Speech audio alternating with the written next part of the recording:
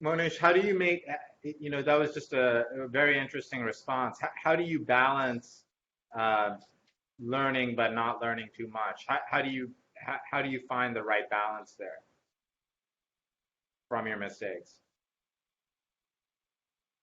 So I think, I spent a lot of time thinking about what Charlie said because my phone call with Charlie, the phone calls with God are only 2 or 3 minutes long. You know, Right. God's got, God's got a few things going on. And, but, I spent a lot of time thinking about those 2 or 3 minutes. And, I mean, I think the most important thing is it can't mess with your brain. You can't get it into your head, where it takes control. So what I'm saying is that um, mistakes are going to happen. We want to learn from them. We want to keep getting better, but you have to keep playing the game and you have to keep moving on. So if it's stopping you from moving on, uh, I mean, one I can tell you very directly, for example, that since Guy is not in the room, we can beat up on him some, especially since he hasn't paid yet. Um, but Guy went long horsehead, uh, and it actually, uh, I think it messed with his head because he was then very deeply involved in the bankruptcy proceedings and on the creditors committees and all of that.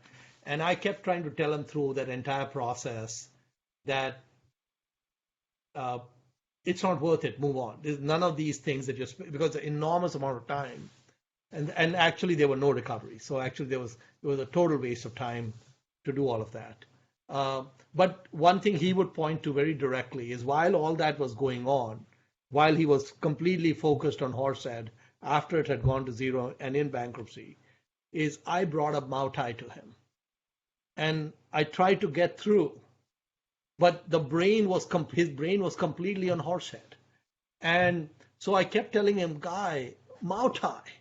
And he's saying, Mao what? And I said, Mao Tai. And I couldn't get past, right? And I think he made, I don't know, maybe $100,000 investment in Mao Tai or something. It's a very, very tiny investment, irrelevant, basically, couldn't make any dent to the portfolio. And in 2017, uh, Guy, me, and my daughter went to Mao Tai headquarters. We made a field trip. Okay. By that time, it was already at about 600 RMB, so he thought it's all over. And then he had such deep regrets. And of course, I didn't want him to ever forget those regrets. So I spent the entire trip just telling him, Guy, do you remember all those phone calls and all those conversations where I tried to talk to you? I would try to shake you up. And I said, you are a compounder guy. And I bring up all crappy businesses to you. Here I am bringing you a great compounder and the greatest of all compounders. And I couldn't get through.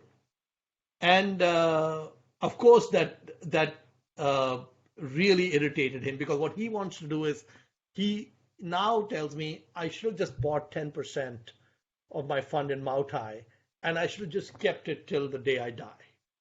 You know, very simple. I know that if he had bought it, unlike me, he wouldn't have sold it, right? Because he's got superior genetics on that front.